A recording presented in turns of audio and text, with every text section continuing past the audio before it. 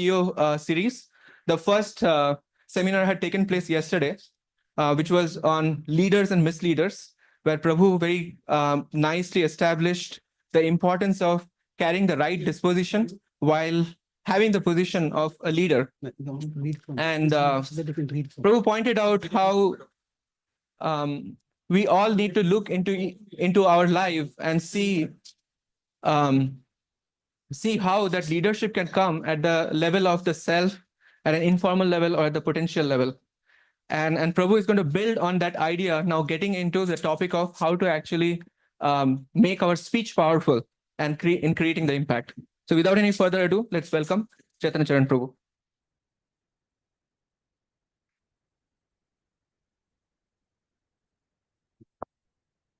So we are giving one copy. Maybe one of you can share one copy of the book. We'll read some things from it. Yeah, I'll tell you. Go to page 120. I'm also displaying it over here.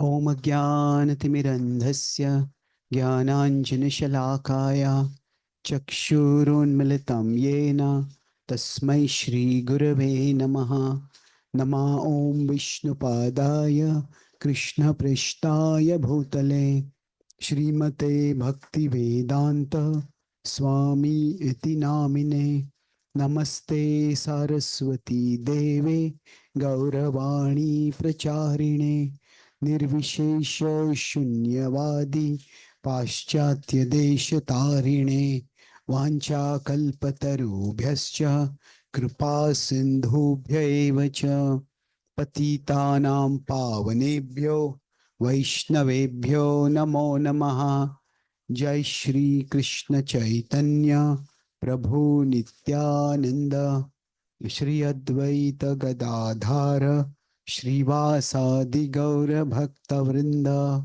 Hare Krishna Krishna Krishna Hare Hare Hare Rama Rama Rama Hare Hare Hare Krishna. Thank you very much for coming today. So today I'll be discussing on a very universal concern that we all have, whether we are leaders or not. That is, why don't people listen to me? Isn't it? As parents, we were very... Am I audible? Can you? I think the volume is very low.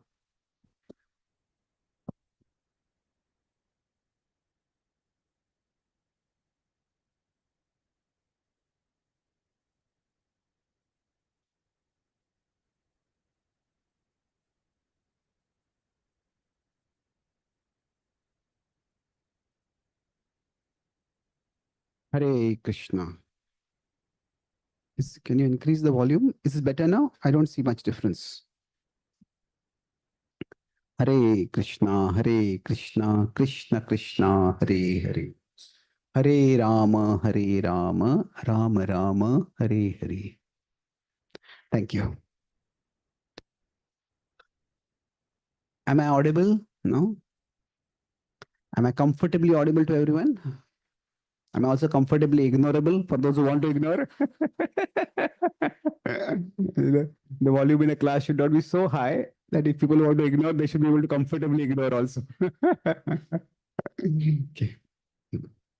So the topic I'll be discussing is that why don't people listen to me? This is a predicament we all face. It need not be a leadership predicament alone. It could be just a human predicament. It could be in a relationship, at home, at workplace. Why don't people listen to me?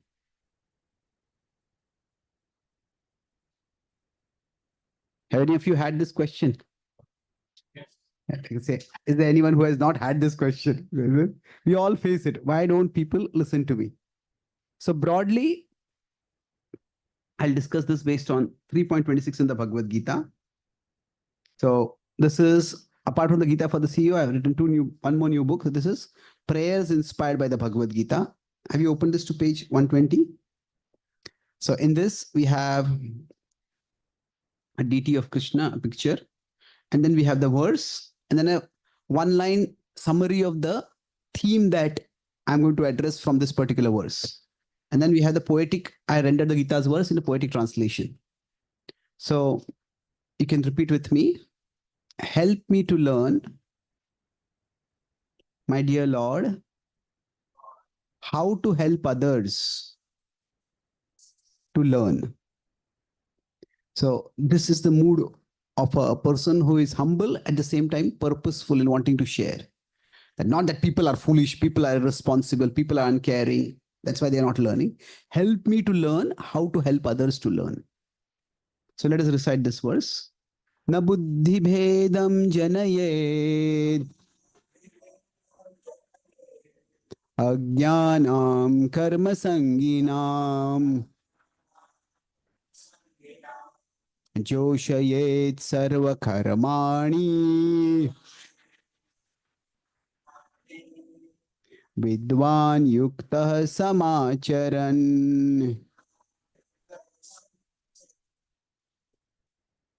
Once more, let's recite it. Na buddhi bhedam janaye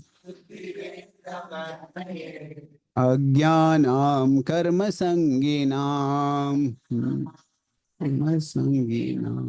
joshayet sarva karmani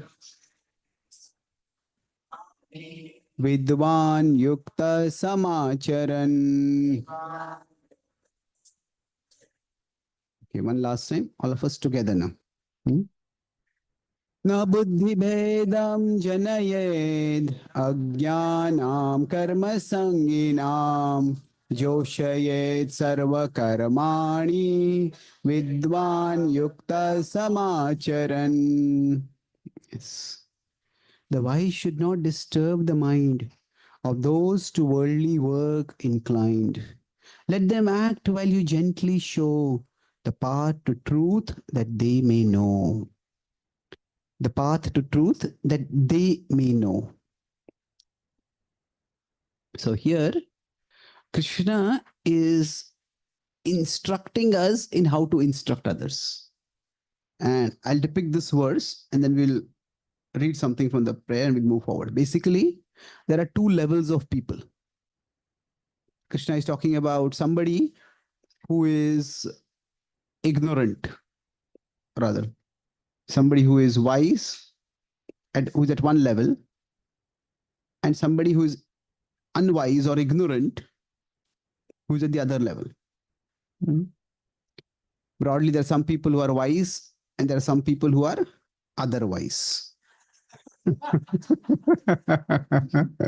So now also Krishna is saying here there are people who are, we may be connected, we may be engaged, we may be yuktaha, Krishna uses the word. Connected means connected to the bigger picture, ultimately connected. The biggest picture is where we see Krishna, we're connected with Krishna. So if we are working in a school, then we're connected with the purpose of the school. Some students come to school, they're not interested in studying at all. Just coming to have fun. Maybe they're coming to date someone. Maybe they're coming to just be a nuisance, be a bully. So there are ignorant and there are people who are disconnected. Now, interesting, Krishna used the word attached over here. So normally yuktaha, the opposite would be ayuktaha, connected and disconnected. But Krishna used the word yuktaha and saktaha. Saktaha is attached. So why are people disconnected? They're disconnected because they're attached to something else. Like say now, you have come here, you are interested in learning the Gita. But if you have some small children, the small children may make them some noise because they are not at the level where they can understand. So they're disconnected, but they're disconnected because say they're attached to playing, they're attached to having fun. So in that way, there are two levels of people. So if say we are at this level and there is someone at this level.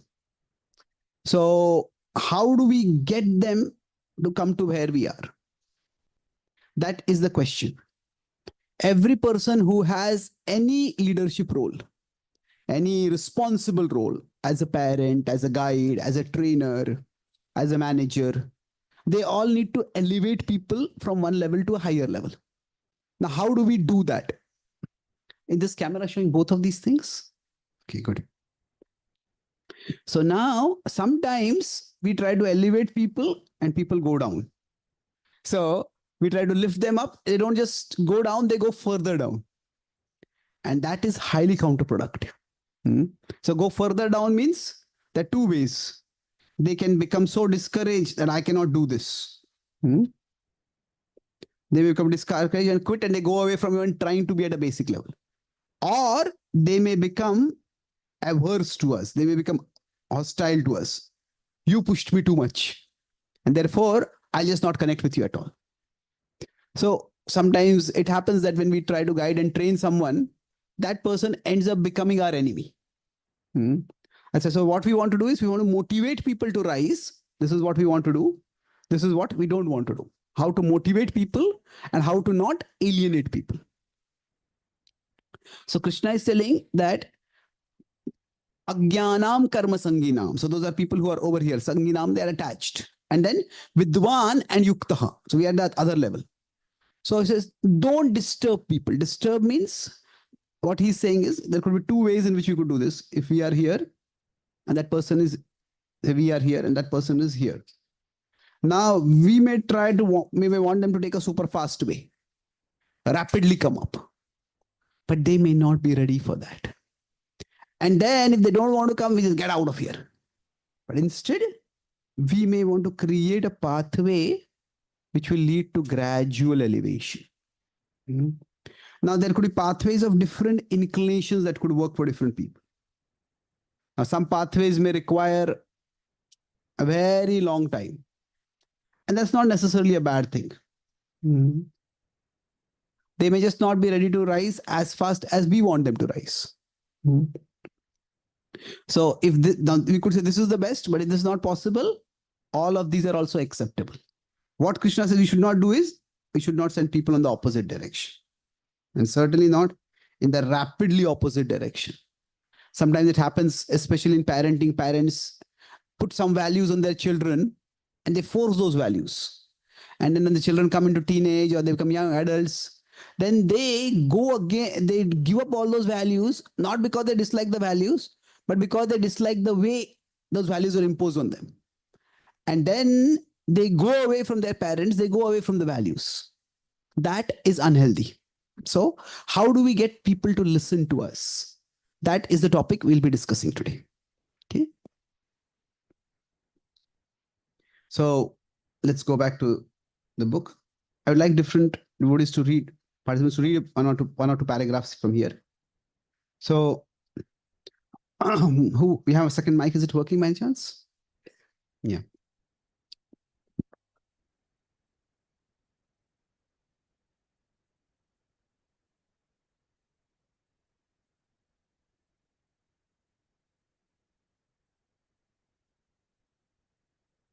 Anyway, you can start. It's going to take some time. Okay, can I read? Yeah, please. My dear Lord, you emphasize that good intention is not a substitute for good intelligence. Even when I want to do good for others and guide them toward a higher level of consciousness so that they can ultimately connect with you, I need to carefully consider whether such instruction might be disruptive for them, even to the point of being destructive. Yes. So good intention is not a substitute for good intelligence. Now, what is the difference between intention and intelligence? Yes.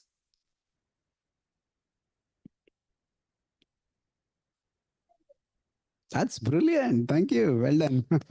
Good. So maybe say the father is a big weightlifter, a big bodybuilder and weightlifter. And the father wants their kid to lift weights. I want you to also become a champion weightlifter. But then if the kid is say very small and barely 40 kg weight, and the father puts a 25 kg weight on that child. Now, I wanted you to become a good bodybuilder, a weightlifter. But it's not going to work. Instead of the kid lifting the weight, the kid will become a weight to be lifted. Isn't it? The kid will get injured. So good intention is not a substitute for good intelligence. Many times when we tell others, please do this, this is good for you. But somehow people don't seem to understand. So that intelligence, developing how to communicate effectively, that is what we'll try to discuss today. Okay. So sometimes, what as I said, if we are not careful, it can be disruptive or destructive for others. The child may get injured despite the best intentions of the parent. So I'll talk about 3 points, how things work. The arc of good communication. When you want to communicate effectively, when people are not listening to us and we want to get them to listen to us, what are the factors that we need to consider? So we'll discuss them one by one. A is our ability. Now, have I developed the ability to communicate effectively? Is there something wrong in my communication? This is generally what happens when things don't work. Depending on our particular psychology, we either blame the other person or we blame ourselves. I am not good enough. This person is a terrible person. Both ways it could work. So generally, we all have our relationship with others, but we have our relationship with ourselves. What do I mean, our relationship with ourselves? It is how we see ourselves. Now, there are two extremes in this relationship with ourselves. One side is ego, where we overestimate our ability. And when we have ego, we blame others. This person is a terrible person. Like a parent may say, my child is, and parents may not say publicly like that, but the other parent may say that, my child is such a terrible child. Now, never listens to me. Now, on the other hand, some parents may have insecurity, where if their child does something bad, they say, I'm a terrible parent. Now, which could be a reality? Well, terrible is a terrible word to use generally for such a situation. But the idea is when they have insecurity, we beat ourselves up. I am a terrible person. Now, the reality could be either of these, or it could be most likely somewhere in between. So now humility is to start with checking whether the problem is with me. The problem could be with others also, but let's begin with ourselves. That's what is most rectifiable for us easily. So when people don't listen to us, is it that I lack the ability? Now, when I say I lack the ability, what does ability mean in this context? Sometimes some people who are leaders are said to have something called a charisma. That charisma is just like that some people seem to have mystical pull. That when they come into a room, everybody pays attention to them. That whenever they say something, everybody listens. And yes, charisma can have a mystical aspect to it. But there is also a rational aspect to charisma. Charisma is where you represent what I want to be or what I admire. So if somebody embodies something that we admire, then we naturally feel that I want to be like this person. So now that's why if I don't want to be like that person, then I will feel no charisma. And that's why you will see in different spiritual groups also, like each spiritual group will have its own leaders, and the followers of that group will think this is the greatest person in the world. And people outside that group will say, you people, hey, why are you intelligence numbed cultists? What's so great about this person? So what is happening is, if a person has accepted that value system, then within that value system, that particular leader is a great person. But somebody is not accepted the value system, like say all people who are atheists, they will say religious people who worship a particular leader or follow a particular leader, you are just, that person is a cult leader and you are followers. You are blind followers. Now religious people will say the same thing about atheists.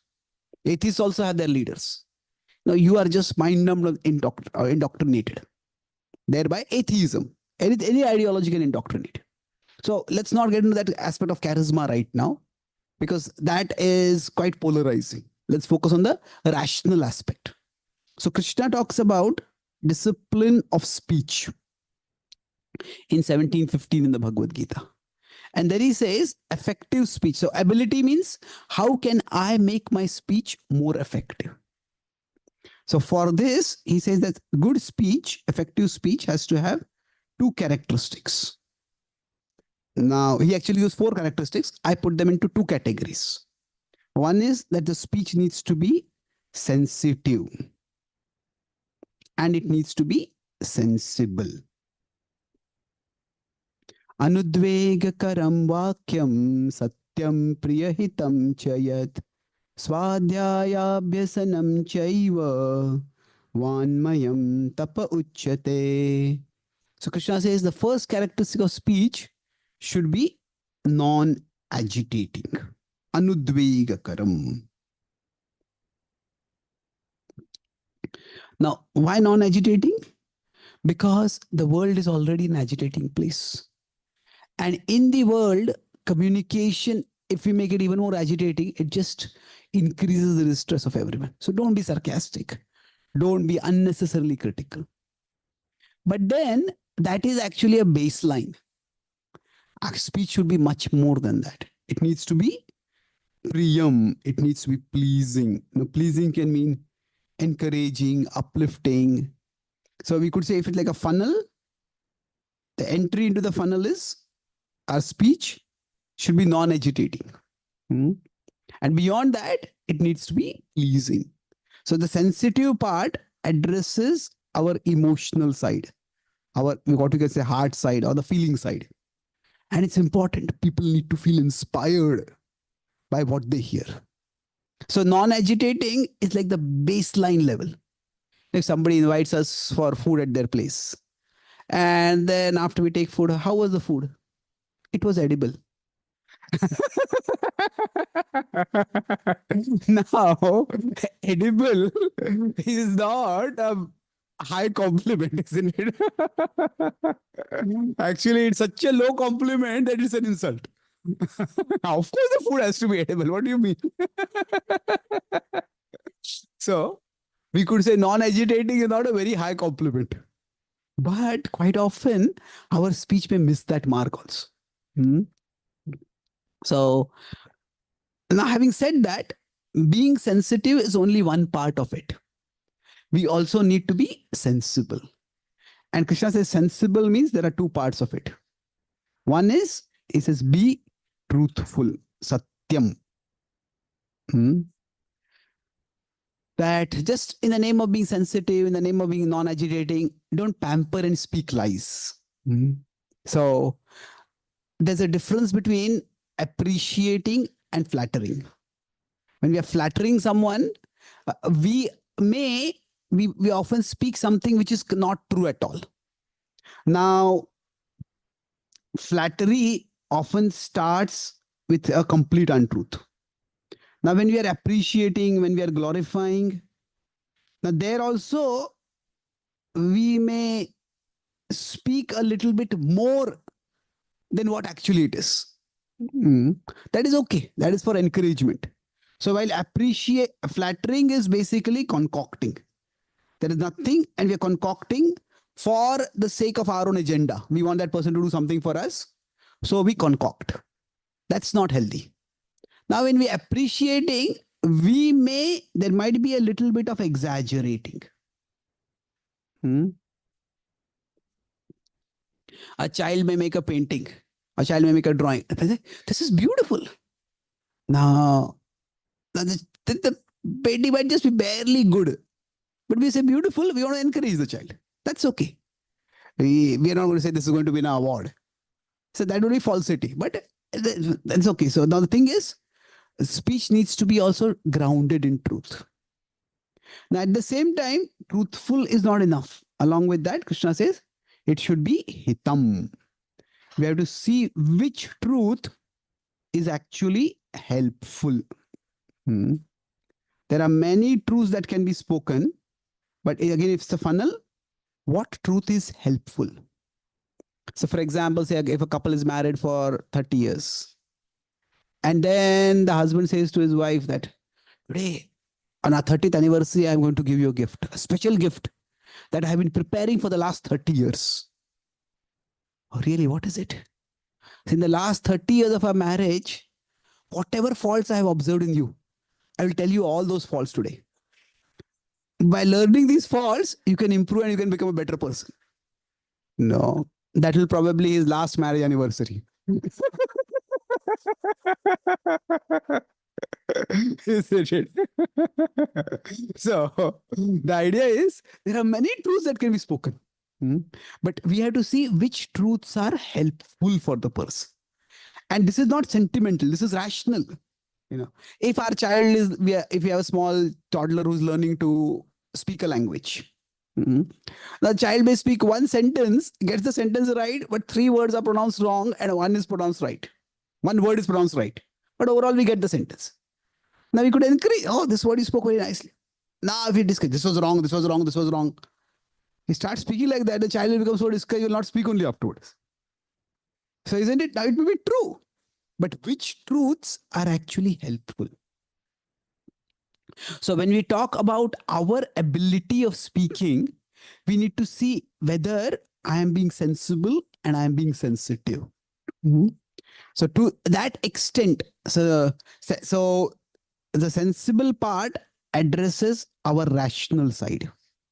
And the sensitive part addresses others' emotional side. And so people, depending on the context, sometimes they need to be told, okay, these are the steps you need to take to improve. So let's elaborate on this a little bit more. So for our speech to be effective,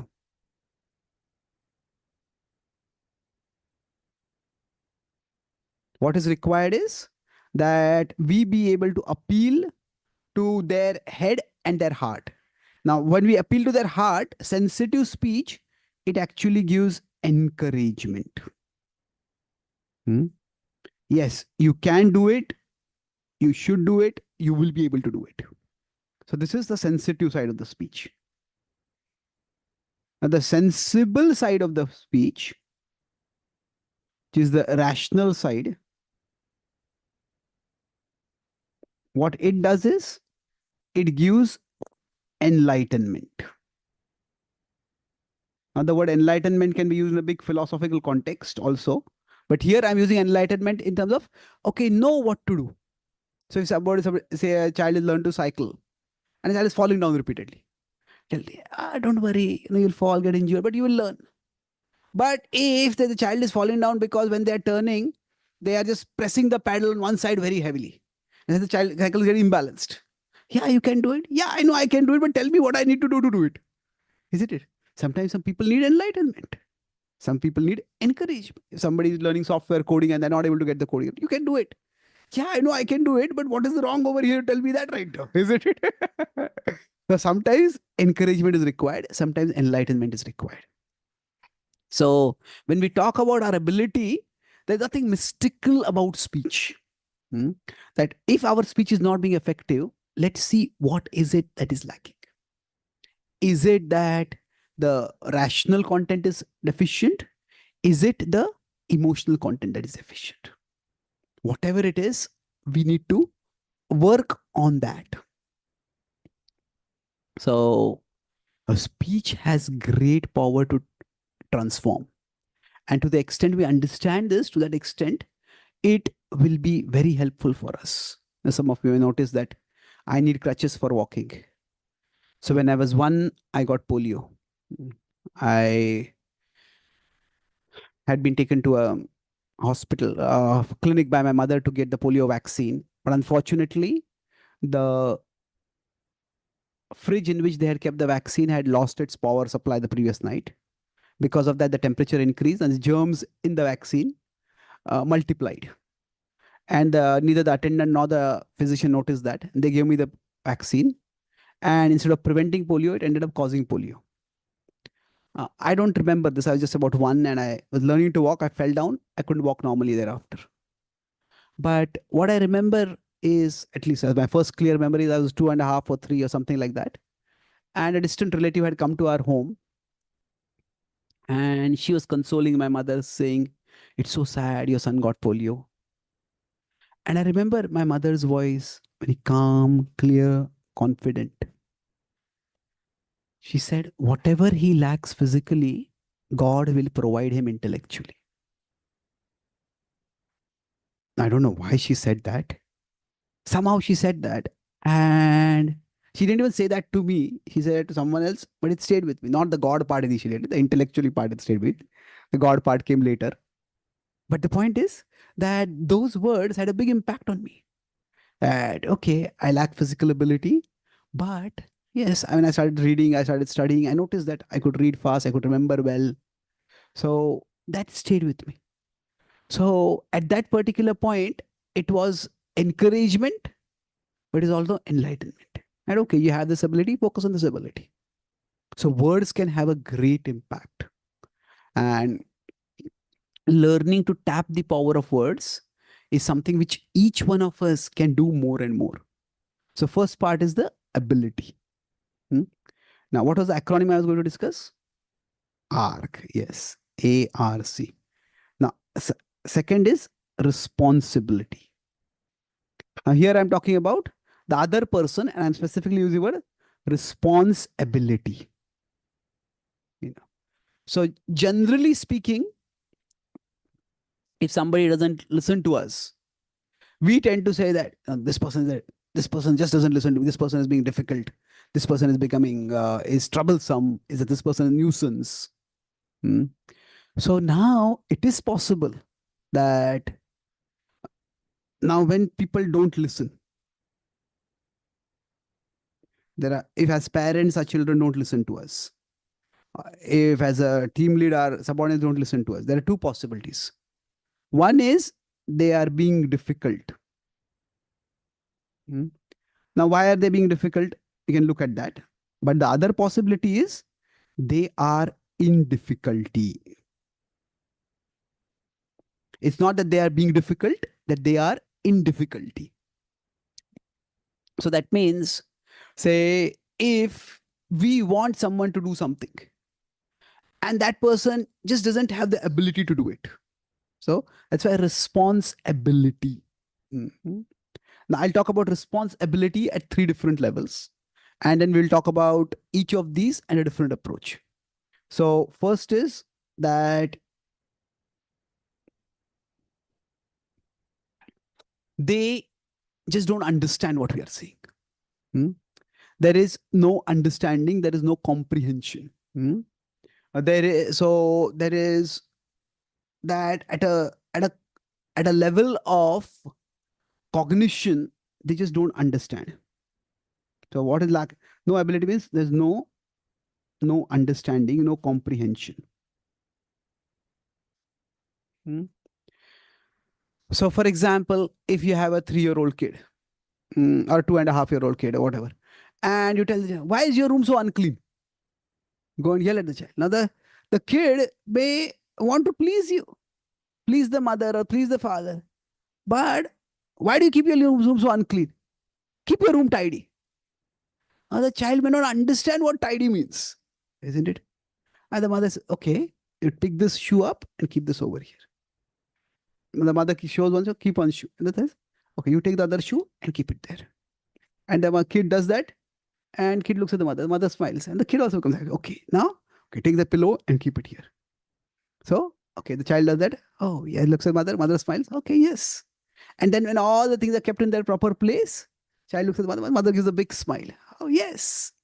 So then what happening is sometimes that child, the concept, keep your room clean, keep your room tidy, that concept itself may not be understandable.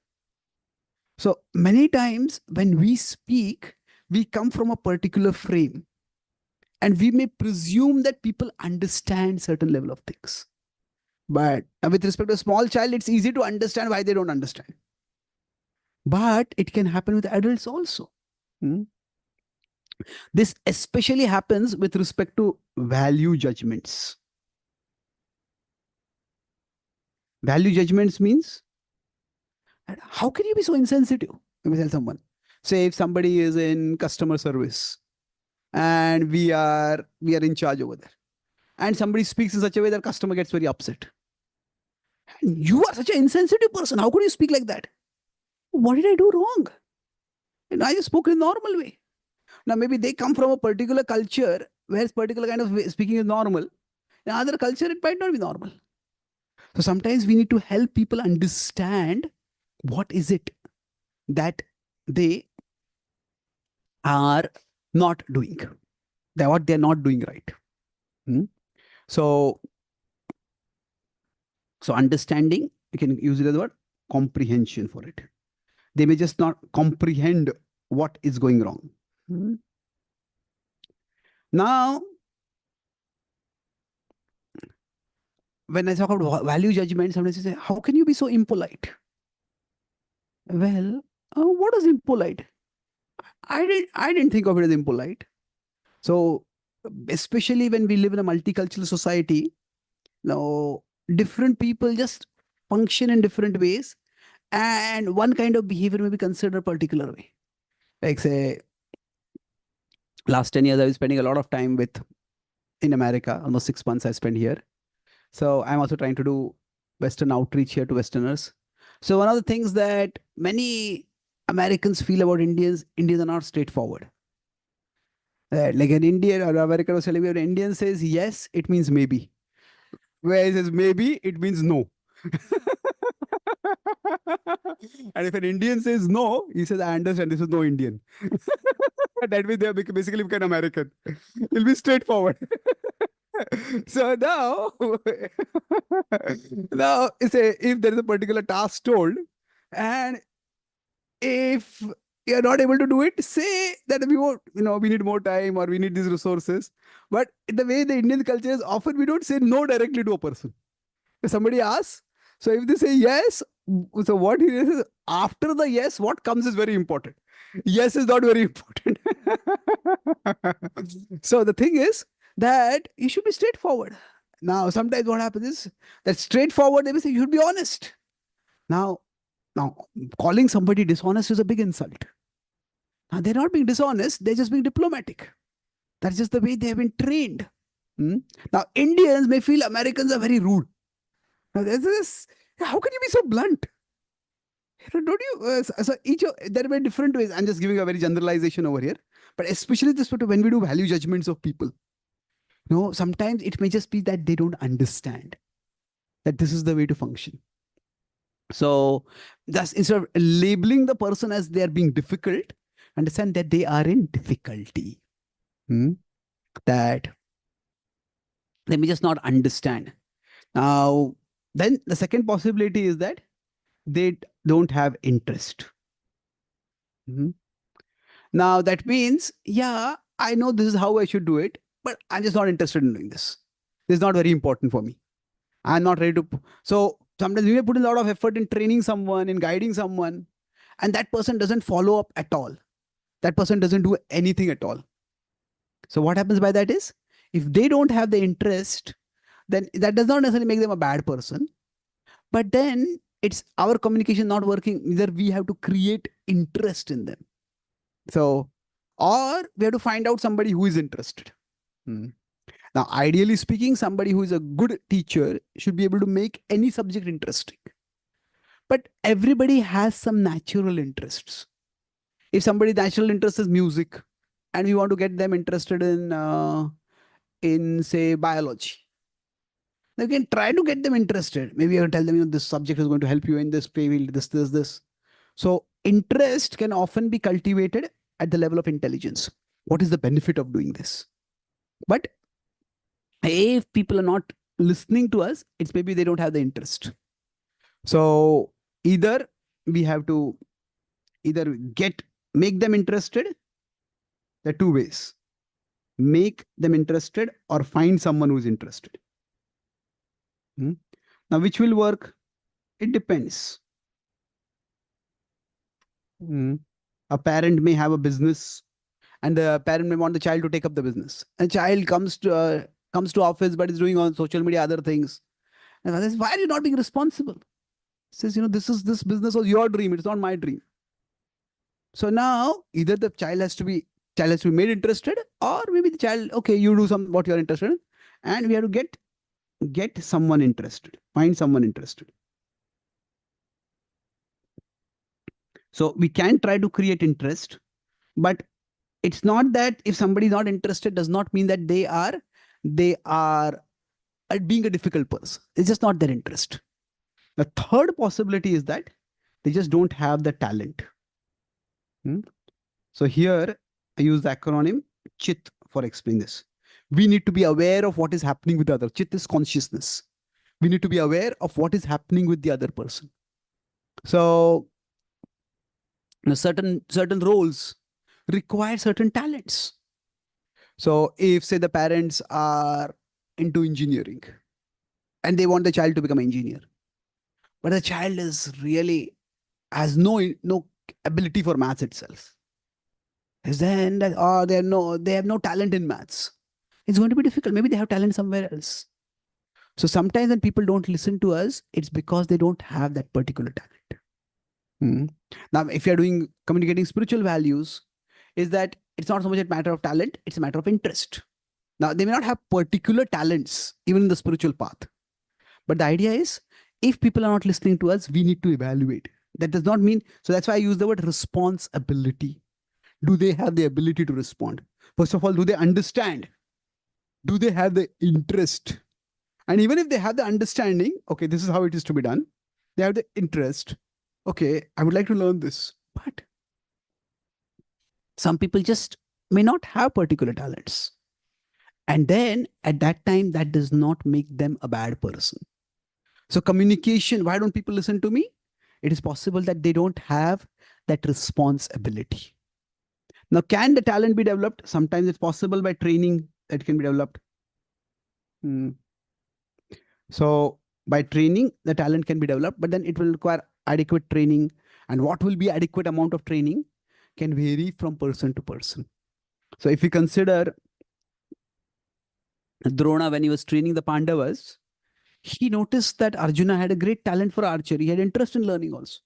Now, archery was a basic skill that all warriors needed to learn. Yudhishthira also learned archery.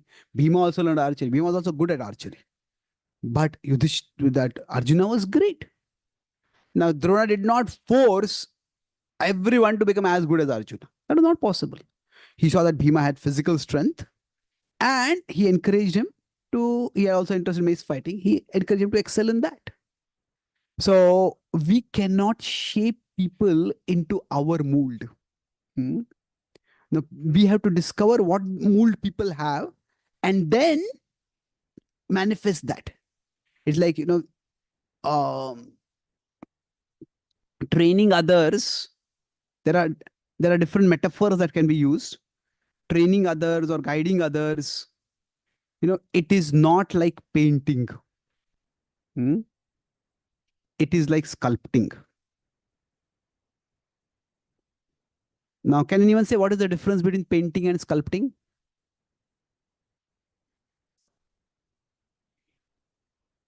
Okay, 3D and 2D. Okay. Let's consider traditional painting. Okay, 3D and 2D. But anything else? Painting we can erase. Sculpting we can't erase. Okay. I've been quite creative in pointing out differences. Good point. Anything else? Sculpting is more like transparent. In painting? Sculpting is also art, isn't it? You're on the right track, but you just complete what you're saying. You're removing things, create art. Painting, you're adding things to create art. Adding things. Okay. Yeah, I have the answer. That's a creative way of putting it. Yeah, nice. Can I tell? So basically, Can I speak? painting, there is, in one sense, it's fully the artist's imagination. You can paint anything that you want. Sculpting, you already have the stone. You already have the raw material. We cannot change the raw material. If you have got marble, now we cannot make a Shahabadi stone sculpture with it. We already have marble. So training is like painting means everything can come from the vision and the imagination of the painter. Of course, there are limitations that we are using oil paints, what kind of canvas we are using. But largely, what we paint is entirely a product of the vision of the painter. But a sculptor has a starting point. And it is from that starting point we move forward. So, in many ways, parenting is like sculpting. It is not like painting. Or painting, we not often sometimes use the word like, what is that? Clay work. Like clay has no shape at all. Whatever shape the potter wants to give, they can give to that. So often the metaphor is children are like clay. The parents shape the children. It's not that simple. No, children come with karma from the past. They come with certain interests from the past. We need to discover and develop those. So it's like sculpting. So sometimes the person may just not have the responsibility.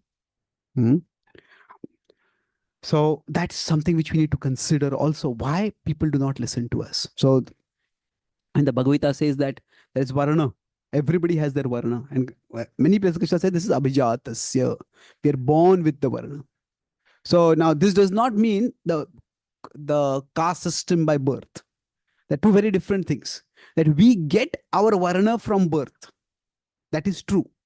But that our varna will be the varna of the family in which we are born. That is not true. So when we say varna, varna is Brahman, Kshatriya, Vaishya, Shudra. Varna is by birth.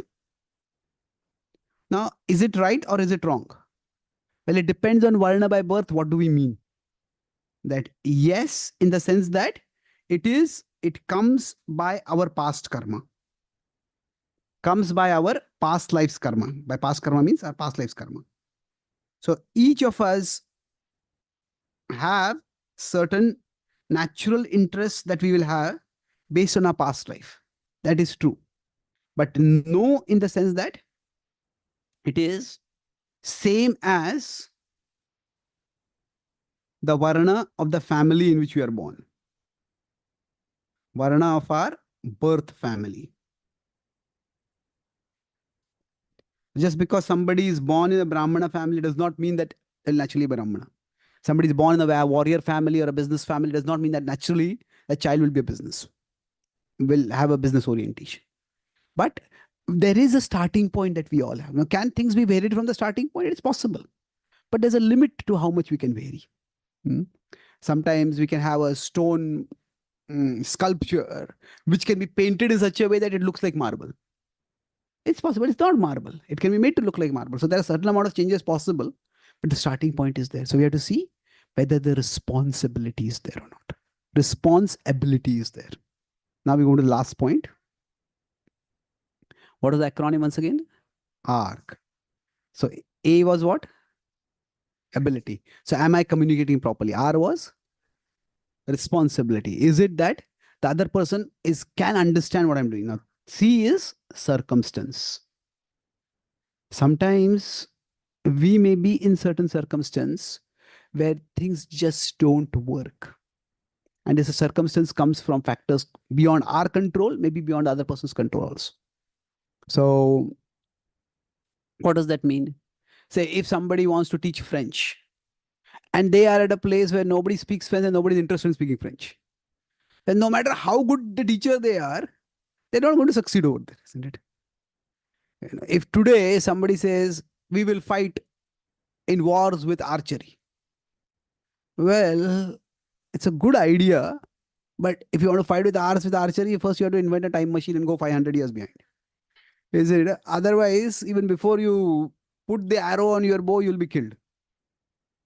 So there are particular skills which work at particular circumstances, which don't work at particular circumstances. So this is where the idea of destiny comes in. So if you see that, you consider the example from the Mahabharata, there was Vidura. Vidura had great communication skills. And Vidura wanted to guide Dhritarashtra. Now, Dhritarashtra was not a bad person. There, if you could say, even in badness, there are different levels. There is weakness. And there is wickedness. Now, weakness and wickedness Can you say what is the difference between the two? Yes, please.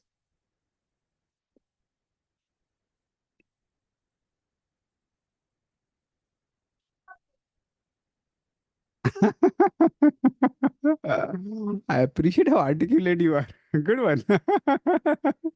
So, one way to understand is wickedness is often inside out.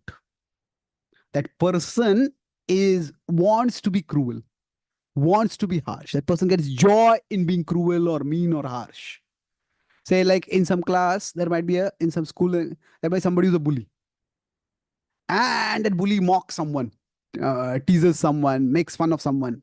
And that bully gets joy in doing that.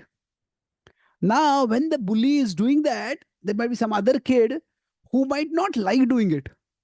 But that bully may get on their case if they don't join in mocking the person. So they may also mock because they're weak over there. So weakness is often outside in. It's like outside pressure comes in, and because of that, we end up doing something. So why are we discussing this over here? Duryodhan was wicked. And Dhritarashtra was weak. Generally, wherever there is weakness, there will be someone nearby with wickedness to exploit that. Like if, say, in school, there are some kids who are weak. Whenever some exam pressure comes up, tension comes up, they start getting depressed. And maybe there are some drug peddlers over there. You're feeling down? Let's take these drugs, you'll feel better. So now they may not really be interested in making the student feel better. They are only interested in making money. But they want to get the kids hooked to the drug so that they will have a customer for life. So that wherever there is weakness, nearby there will be wickedness hovering to grab it. So now the Dhritarashtra was weak. Weak means due to his attachment to Duryodhan, he just would not listen to Vidura. Then what happened? The Mahabharata described that again and again Vidura would give advice, and Dhritarashtra would listen and not listen. That in Sanskrit, often the words come Pashyan apina pashyati.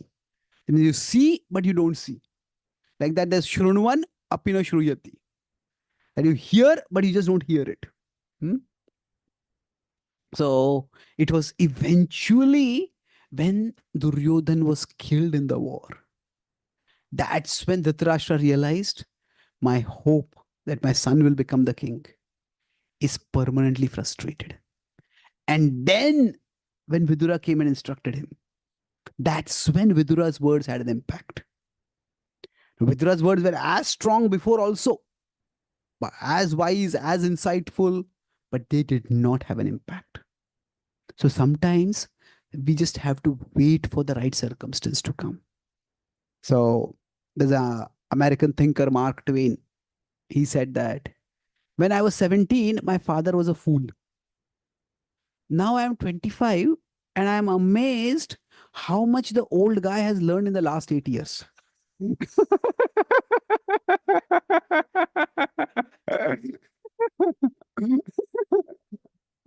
Now, it is possible the father could also have learned, but it is much more likely that at 17, the hormones are high. People feel like I can conquer the whole world. And as at the teenage world, as one's intelligence is increasing, one starts feeling everybody else is a fool. Then, as one comes to the age of 25, they become a little responsible. They start settling down in life. I realize life is far more. I can't just conquer my life the world by my efforts. A lot more complexity is there. So you start becoming a little more open to learning. So sometimes you just have to let time pass. Not do time pass, but let time pass. Just be patient. So circumstances need to change. And this is where I will talk about the principle of karma over here. I'll be talking about the principle of karma in tomorrow's session also a bit more. But at one level, karma is a very simple and logical principle. that if I do action worth 100, I should get result worth 100. If you go to a shop and we pay a bill worth 100, or we pay a bill of $100, then we expect products worth $100. And that is the basic principle of karma. Action leads to result, and it's proportional. However, what may happen is if somebody has a credit line with a shop, then they might go and buy something and they don't have to pay anything over there. And they don't pay anything for a month. And at the end of the month, they go and buy something worth $20 and the bill comes $200. Hey, what happened? I just bought $20. But what you have bought throughout the month is getting accumulated over here. So similarly for us, sometimes it may happen that we may do an activity worth 100 and the result we may get is worth 10. We feel this is so unfair. Like that we communicate very effectively with people, but people just don't listen to us. Now, why is that happening?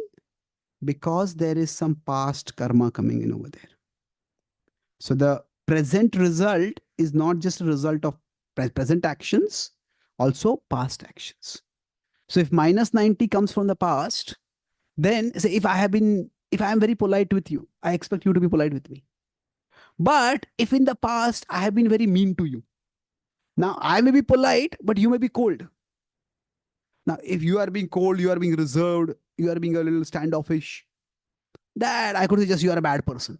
You are just a rude person. But it could be because of my past actions. Now, maybe you will watch me, not just once, twice, 10 times, 15 times. Are you consistently polite? Are you really a changed person? Or is it just a facade? And if you regularly see me being polite, then you may also change. So what happens is the present results we get may not always be the results of our present actions. It's present actions plus past actions. So now the past actions, we don't know how they work. And that's why we're talking here about circumstances. The circumstances are shaped by our past karma. So sometimes it may happen that we may do something worth 10 and we get a result worth 100. So now how does that happen? That is because from behind, in this case, plus 90 is coming in. Let's put it this way. So sometimes we make a few words, maybe say if somebody for whatever reason respects us a lot, and then we speak few words to that person takes those words very seriously. And now sometimes it happens that no, one person tells somebody something, other person doesn't listen. Another person tells, they listen. Maybe they don't respect the first person, they respect the second person. When the second person has done something by which they've earned the respect beforehand. So the past karma matters. Like if two people have a dispute and a third person tries to resolve, both the people say that I reject you. They don't listen. But if there's someone whom both people respect, they go to that person gives a particular verdict, both may accept. Now, it's not that that person's reasoning is necessarily any better than the first person's reasoning, but it is because that person has a certain level of respect. And that respect maybe have been earned by their past actions. Maybe that respect is earned because of the position that they have. So there are circumstances broadly talks about some extraneous factors which are not in our control. That's why when the Gita talks about karmanyevadhikaraste ma phaleshu kadachana, what that means is that now this, if I am here, the present karma is to some extent in my control. Now this is what we desire. Now this is what we don't know, and many times we can't know.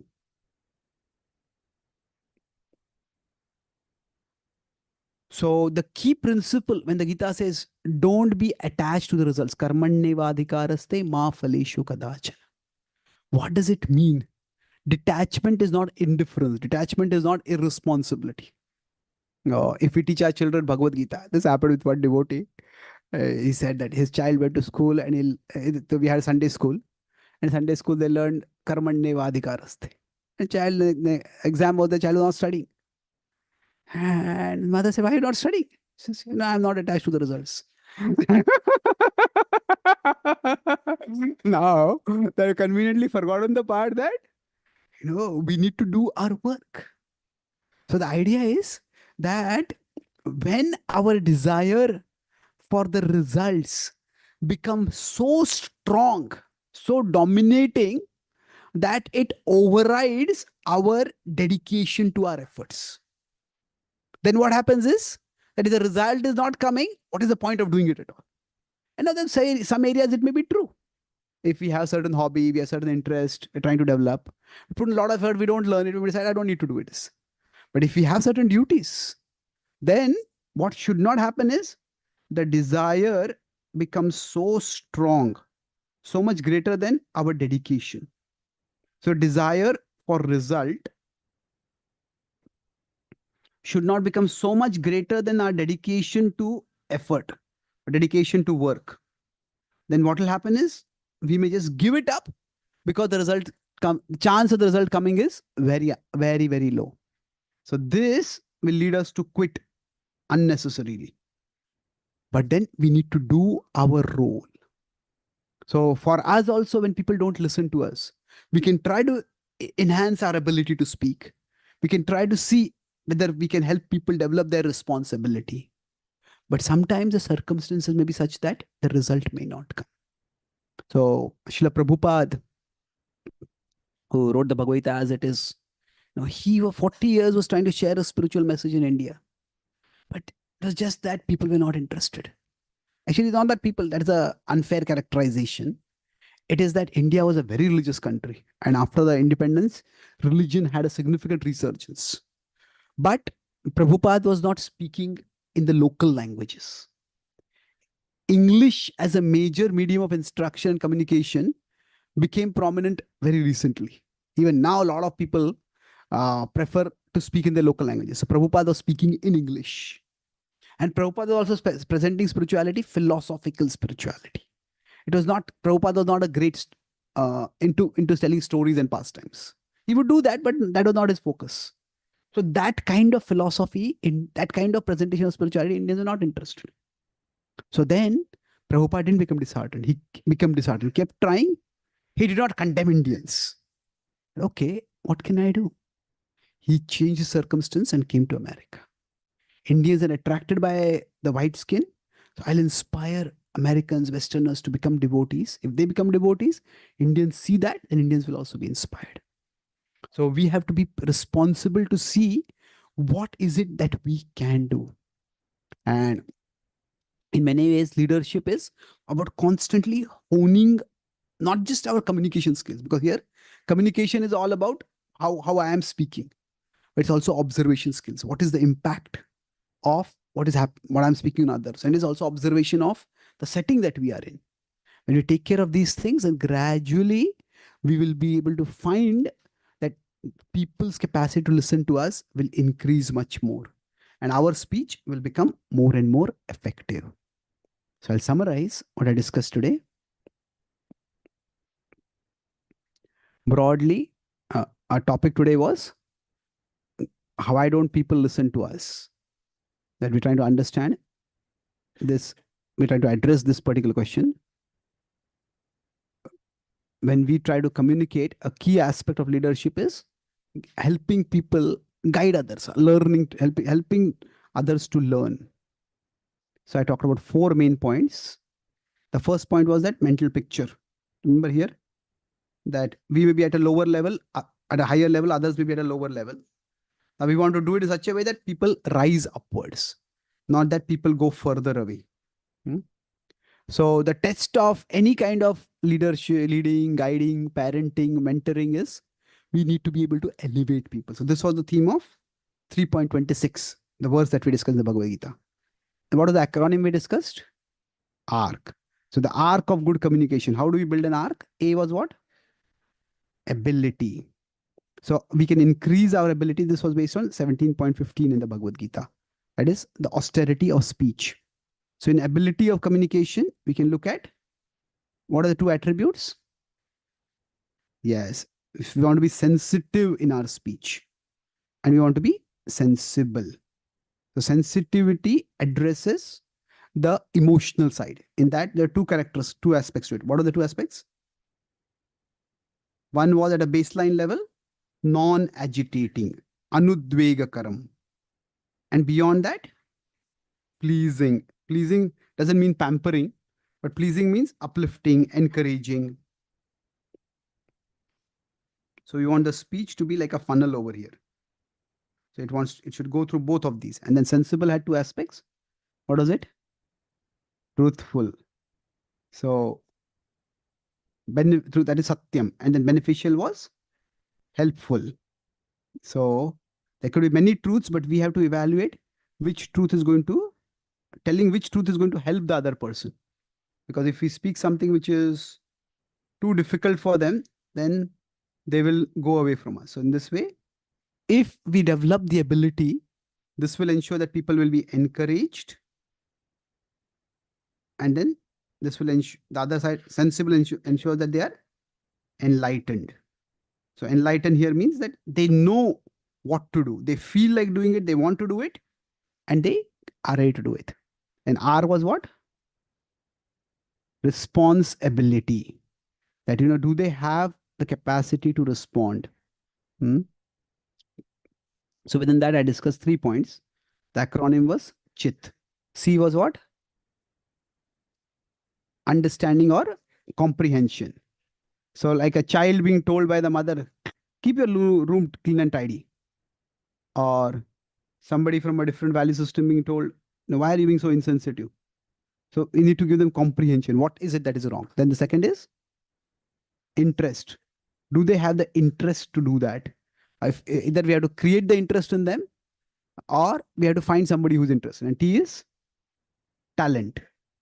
That sometimes people just don't have the talent to do something that we want them to do. So then either we have to give them the training to develop the talent, or we have to find somebody talented.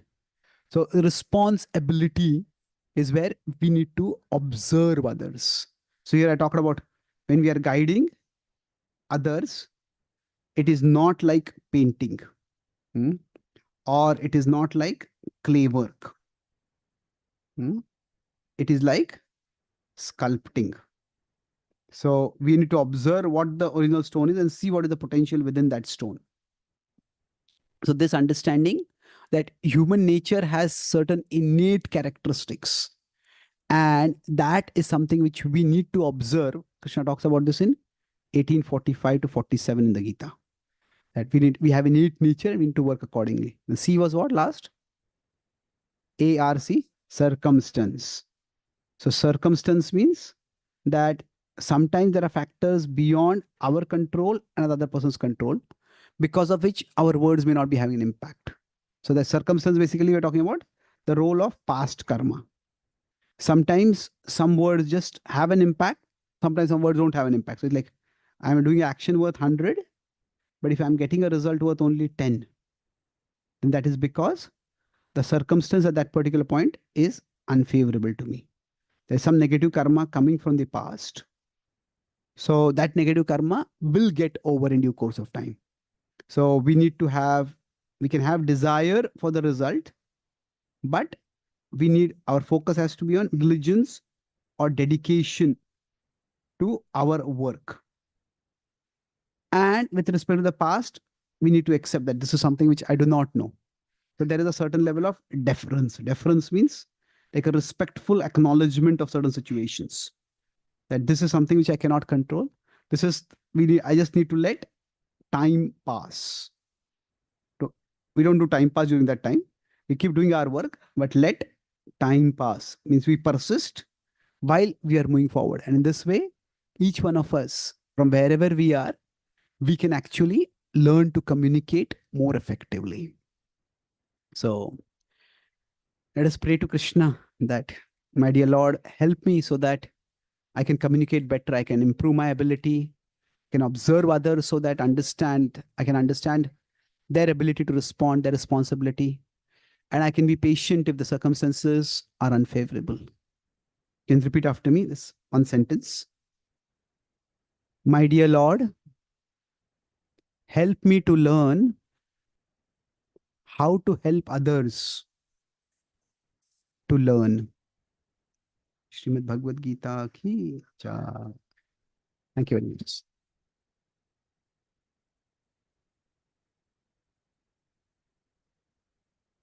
So, any questions or comments? Yes, Mataji.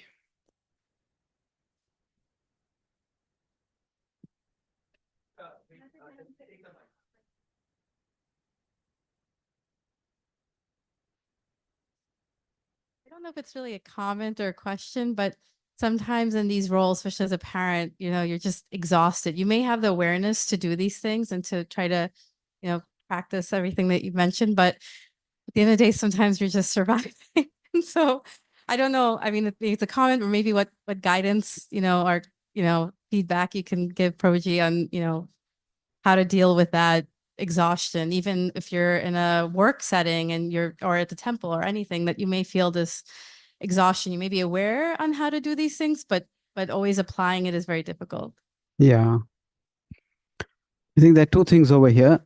When we find that applying certain principles are very difficult for us, sometimes we may just have to find either other principle to apply at that particular time. Because there are many areas in which we can try to improve. But we can't really fight too many battles at the same time. And there are some battles we just can't fight. So, for example, the last 10, 15 years, India is rising on the geopolitical scene of the world. So when Pakistan did some cross-border terrorism kind of thing, India retaliated against it. But India has not really taken on China till now. India is not strong enough. So sometimes some standards might be just that some battle, they're just too big for us to fight. So you don't just need to be fighting, we also need to have a sense of progress. If we spend our whole life's energy fighting a battle that we just can't win, it's extremely demoralizing. So we may decide that some battles I'll fight later. That doesn't mean that India lets China conquer all of its territory. There are certain boundaries we have. But we may not try to improve too much in this area. This is where I'll settle. But other areas will try to improve. That's one thing. We may have to choose our battles. And the other is that we also need to rejuvenate ourselves. So each one of us has to find out the things that give us strength. And this is where there can be sometimes a little bit of loss of individual discretion due to institutional expectation. What that means is that if we look at the spectrum of activities that we do, that there's a whole range of activities. Now, some activities give us strength. Now, some activities, while they give strength, now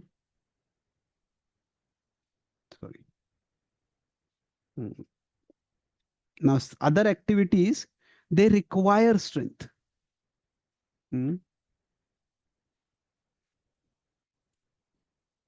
So some activities give strength, some activities require strength. And for each person, it may be different. So for example, somebody is very much of an introvert, and you tell them go and distribute books. Now, as a service, they may do it, and they may do it well, and they may also be inspired by it. But they will be inspired and discharged by it. After that, they need to recover. They need some alone time. Somebody who is an extrovert, you tell them, sit down in one place and just read Shastra. Say, can I read with someone else? I mean, two of us can read. No, read alone. Shastra is to be studied alone. There are all these sayings that we get from the past or people circulated. And there's some wisdom in there, but it's not universal wisdom. Now, some people study best when they study alone. Some people study better when they study together.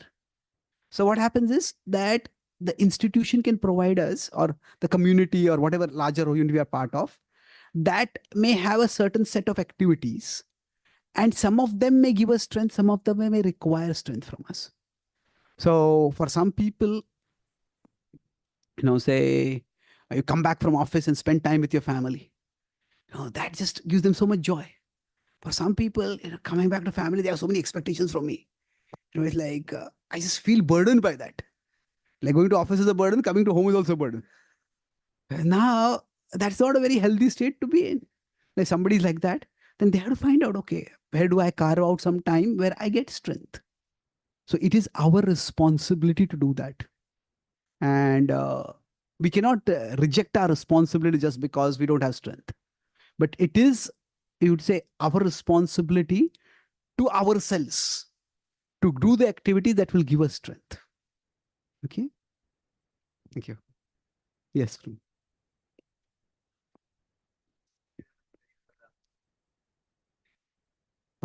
Hare Krishna, Prabhuji. Thank you for the beautiful class. Prabhu, my question was around the part A ability where you're speaking about sensible and sensitive. So in a typical relation, the topic was how to help you. It started with the praying to Krishna to please help us that we get the ability that that we teach and the others can also take it appropriately. So my question is, what would be an average, what would be the appropriate ratio in speech of sensitive and sensible? I mean, typically, I think so some may prefer being more sensible and others may prefer being more sensitive. So Yeah. on average, what would be the... So I think it will vary from person to person. So some people, like in politically also there's left and right. So now the right will be all about say it as you see it, a little blunt. And there are people who are attracted to the blunt presentation. And there are people who are just outraged by the blunt presentation. You know, if somebody can speak like this, who would elect such a person as a leader? Who would consider such a person to be like a leader? But some people just like that blunt presentation. So it's like each kind of teacher will find their audiences. But then there are, within whatever range we are, we need to know about the other side also. That there is to be sensitive and sensible. Each one of us will gravitate toward a particular percentage combination. But we cannot be completely insensible in the name of being sensitive. And then we can't be completely insensitive in the name of being sensible. But we'll have our normal percentage and natural percentage, we could say. And we can try to come towards a greater balanced state. Now, what the balanced state will be for different people, it will vary. But we should be aware at least of the other side. It depends on both. That's why certain teachers work with certain audiences. Certain teachers just don't work with certain audiences. Isn't it? So if we are going to speak a particular kind, like my talks are a little bit more analytical, contemplative. So it requires a certain intellectual level to speak. I was once invited to a very rural audience to speak. And the devotee who was there, he thought, I'm an international speaker. So he invited me in to speak. And just the audience could not connect with him. So I was making a very carefully reasoned kind of point. And finally, I realized that nobody's listening. So I told the devotee, you come, both of us will speak together. And then I would speak and I told him to translate. And we were speaking the same language, but he has a particular way of speaking. Some people require a little bit of commanding speech. We should not do like this. So I was telling why we should say, for example, chant Hare Krishna. This person says, so everybody should chant Hare Krishna at least 15 minutes every day. Okay? Yes. So some people want a little bit more direct kind of stuff. So that's just not my nature. So I think each one of us will find our audience. And we also have to acknowledge that certain audience may not, our kind of presentation may not work for certain audiences. Okay. Thank you. Yes, Krishna Prabhu. Hare Krishna Prabhuji. So you mentioned some battles we can win, some battles are not worth fighting. And the current situation in the world, some young people are impacted by the insensitivity around them. In general, it could be the wars that are going on, or the insensitive way in which fellow human beings from other nationalities are being treated, and there is, we also understand as grown-ups, we understand that there are some limitations that we have. There are not battles that we can win, but But the argument that we hear from the youth of today is that these are principles, and staying with the principles is more important than surviving. And so, what are your thoughts on that, and how do we address these topics? Yeah, it is a difficult situation because in real life there is always a tension between idealism and realism. In the philosophy of education also, there is this question that fundamentally comes up. Are we meant to teach our children how the world is or how the world should be? So are we tell our children speak the truth, or are we tell children people speak lies? Everybody speaks lies. Now, if we tell our children everybody speaks lies, and they'll say, yeah, you also speak lies, but don't speak lies to me. It is not going to work like that, isn't it? But then, if we don't train our children, don't teach our children that people do lie, then when they encounter somebody like, they'll just not be able to process it. So now the idea is that it is a healthy blend of both. That we want to give idealism, but the idealism needs to be balanced with realism. That means we want to move from the real to the ideal, and we want them also to move to help create a world which is closer to ideal world. But we have to acknowledge where we are.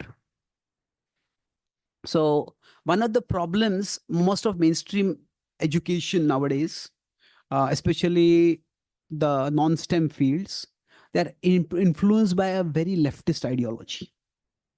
And the problem with the left is that it compares reality. It compares reality not with other reality, but it compares reality with utopia. And when we are comparing reality with utopia or reality with other reality, now comparing reality with utopia is just a waste of time. Because, see, life is fundamentally unfair. Now, there are circumstantial unfairness to life which can be corrected. So what do I mean by circumstantial unfairness? So in certain parts of the city, there might be very poor education. Certain parts of the city, there's better education. So we can try to provide good education facilities everywhere. Certain people may be underserved by the state. They can be provided some special support. So there are circumstantial injustices, circumstantial unfairness that can be corrected. But there is fundamental unfairness in life. What do you mean fundamental unfairness? Say some kids are born with an IQ of 160. Somebody else is born with an IQ of 110. How are you going to correct that? No amount of training for 110 is going to take them to maybe to 120, 130, 140. They're not going to go to 160 ever. So there is fundamental unfairness in life. Say if somebody wants to play basketball and they're 4.5 feet tall, unless you create basketball for vertically challenged people, a special version, they're not going to be successful in that. So in general, if we look at life today, actually as devotees also we are vulnerable to this, because we may compare life today with Satyuga. Now Satyuga, that kind of, if you look at Indian history, that is historically invisible. That when it happened, we do not know. Maybe it was there at a particular time. But there's no point in comparing reality with utopia. Now we may say, but that's what we are meant to do. No, this world is a place of distress. This world is a tough place. So can we try to decrease the unfairness in life? Certainly we can. But if we try to make fairness the fundamental premise on which life will be functioning, we will never get there. We'll never get there, because life is, say, it's natural. Some people communicate better. Some people stutter. Even if they don't stutter, they speak, but they're just not that fluent. Now, how much effort in training them can you provide by which they can get there. You can't. Some people are born with a fair complexion. Some people are born with a dark complexion. In certain cultures where fair complexion is considered more valuable, what is the other person going to do? Can we change the whole socio-cultural setting by that a dark complexion is also considered beautiful? Maybe, but it's going to take some time. It will not happen immediately. So there is a fundamental unfairness to life. Now we can go further to the big picture and consider previous lives, karma and all that. That is not unfair. But in the world as we experience it, that we have to accept that life is unfair. And then within accepting that fundamental unfairness of life, let us see how much fairness we can create. So we don't want to deny the presence of terrible things in the world. But comparatively speaking, life is better than what it was 20, 30, 50, 60, 70, 100 years ago. In many ways, not always. Certain cultural moral standards may be worse. But at the level of physical health, at the level of physical comfort, it's much better. The 200 years ago, 300 years ago, when the pioneers came to America, the average lifespan was 50. It is much more now. So there are objective parameters where things are better. So that's why the frame of reference that is provided by leftist ideology is very unhealthy. That frame of reference is something which, in general, psychologically also, it's seen that people who are very much influenced by the left, they are much more unhappy. Because for them, it is that the whole system is wrong. Wherever they see, this is wrong, this is wrong, this is wrong, this is wrong. And that's true. There are many things wrong in the world. But there are many things right in the world also. So now religious systems generally tend to be more on the right than on the left. Now that is not always healthy, because religion can be used to just continue the status quo and to justify the status quo. And sometimes the status quo is bad and that needs to be corrected. And that's why within religious traditions also there are reforms that keep happening periodically.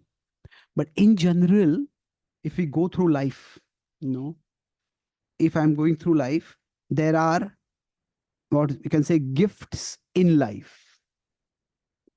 Gifts in life means somebody gets a great job. I'm not talking about utopian thing, somebody wins a lottery. We'll not get into that kind of thing. But somebody gets a good job, somebody gets a good life partner, somebody gets a child who is very talented. They're all gifts in life. And we can all look at gifts in life and look at all the people who are lacking gifts, or we can look at all the people who have better gifts than us. And that is true. They can look at it, but at a fundamental level, we need to appreciate the gift of life. More important than gifts in life is the gift of life itself. So like what my mother told me, that whatever lacks physically, God will provide him intellectually. So what that did for me was, yes, I could say life is unfair, that I didn't do anything to deserve this physical disability. But then I could flip the coin and say that I didn't do anything to deserve this intellectual ability also. Isn't it? So life is unfair, but in the big picture, life is fairly unfair. Fairly unfair means sometimes we get less than what we deserve. Sometimes we get more than what we deserve. So what we do is, it's up to us. If we look at how life is unfair, we will become bitter. If we look at how life is fair, we can become better. We can also make things which are better. So this is one of my concerns, that now every society needs a left and a right. That the right is concerned with what is right in the existing system, and we want to preserve it. The left is concerned with all those who are left out by the existing system, and we need to be concerned about them also. But overall balance is that where we try to address those who are left out, but we also respect what is right. So I think with respect to fundamental values, if we make fairness a fundamental value, we'll be forever frustrated. Frustrated with people, frustrated with the world, frustrated with God. And that's why among the right and left, leftism is highly incompatible with spirituality, with religion. Like the leftist ideology, for them, what is it? Religion is the opium of the masses. So Karl Marx's idea was that as long as people believe in religion and God, they will not work to correct social inequities. Now, is that true? There's some truth is there to that. But we cannot correct all social inequities. There will always be things which will be wrong. Hmm. And even if we correct social inequities, it can go from one extreme to the other extreme. And we may have society veering towards caring for, like, say, maybe in India there was caste discrimination and the lower caste were discriminated. Not maybe, it is true. It is there. But in correcting that, there's such a high reservation quota that almost became like a reverse discrimination against the upper caste. And many of the talented people from India just left India and came to America because there's no such discrimination over here. So we can take the pendulum in the other direction. Now, is life unfair? Well, it's unfair, yes. But we have to make the best of the unfairness of life. Okay. Thank you. So, okay, we have 2-3 more questions. How much time do we have? Okay, maybe 5-10 minutes will do. Yeah, please.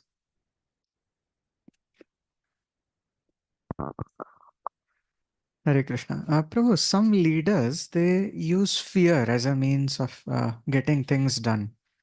So, There are only some leaders who don't use fear. yes, yes. Okay.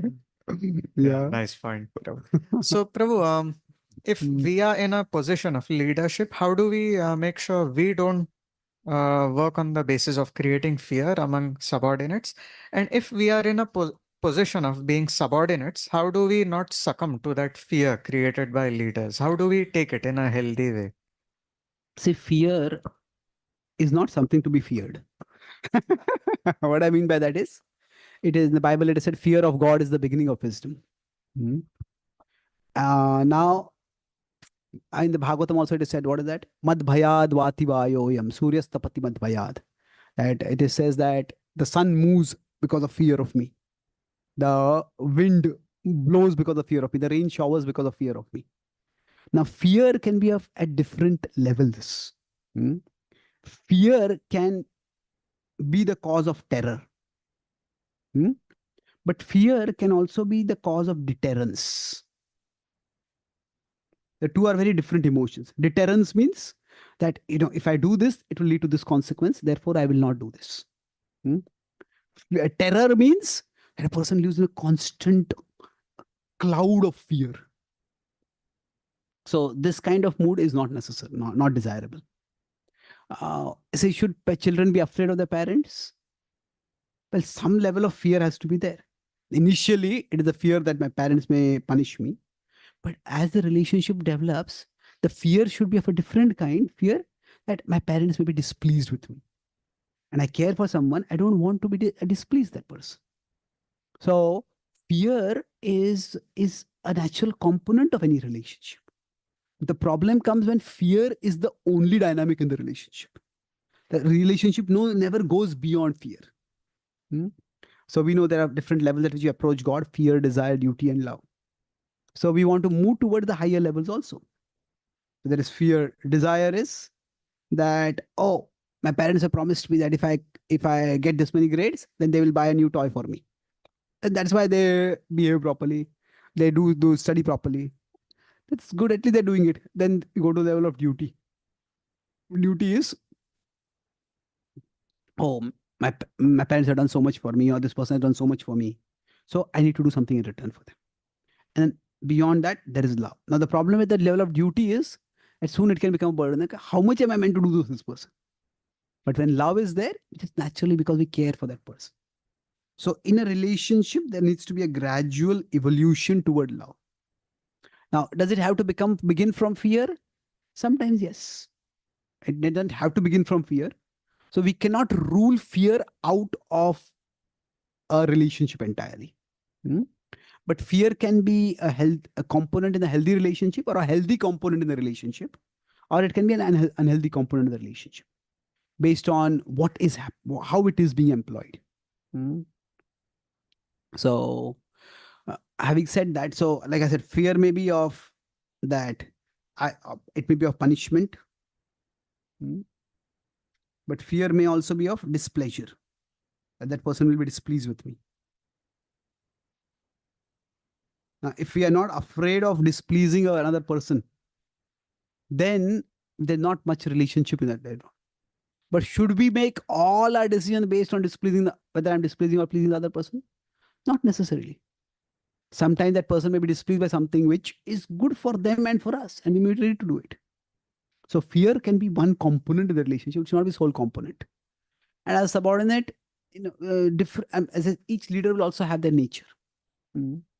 So some leaders will operate at a particular level more than others. And some leaders may operate at a different level. So we have to find out where we work the best, what options we have.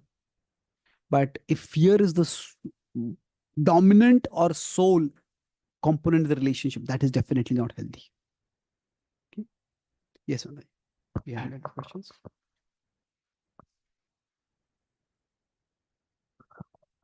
Hare Krishna Prabhu. This is from yesterday's class. May I ask questions from yesterday's class? Okay. So you said that Duryodhan was already bad, but then Shokuni made it worse for him. So similarly, what about in Ramayana, Kaikeyi also got influenced by mantra. So what was the weakness in Kaikeyi that made her get influenced by mantra? Yeah. So now the difference is that Duryodhan did not really change afterwards. Yes. Kaikeyi did change. See what happened, the difference between say Kaikeyi situation and Duryodhan situation is that Kaikeyi had a bond with someone who would lift her up. So Kaikeyi was pulled down by Manthara, but she was actually doing it all for the sake of Bharat. And when Bharat came and chastised her, she had built a whole imaginary Bharat in her mind who was actually pleased with what she was doing. But when the real Bharat came and chastised her, what did I do? So she had an upward bond that could lift her up. Now, in the case of Duryodhan, he had people above him, but he did not have a bond with any of them. There was Bhishma, there was even Drona. Drona was more of a martial teacher than a moral teacher. But still, there was Bhishma, there was Vidura. They were a big presence in his life, but they were not of much influence for him. So because he did not have a bond to lift him up, so when he went down, he kept going down only. So Karna also was playing some kind of a role, but actually in his association, Karna came down instead of pulling Duryodhan up. Correct, exactly. So Karna's in one sense the Mahabharata story actually, in that story, Karna is both a heroic and a tragic figure. He is wronged and he also does wrong. So both ways are there. Yes.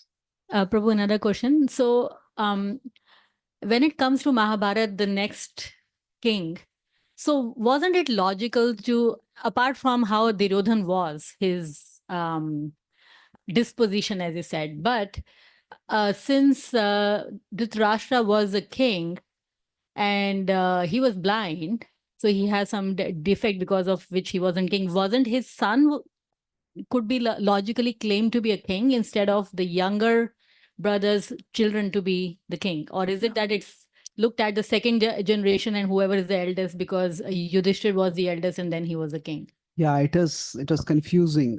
And that's also, see, generally the most conflicts don't start with complete black and white.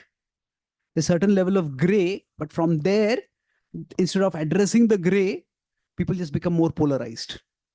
So as far as I have read in the Mahabharata, the Pandavas never laid sole claim for the kingdom. The Pandavas, when they were given a barren half of a wasteland as a half of the kingdom, a forested part, they accepted that. And even when they were deprived of that kingdom through gambling, they were said, just give us our half of the kingdom. So in that sense, it was a confusing situation, but it was not the Pandavas who were claiming the whole kingdom. It was Duryodhana who wanted the whole kingdom. So you could say that yes, Duryodhana had some right to it, but did the Pandavas have no right to it?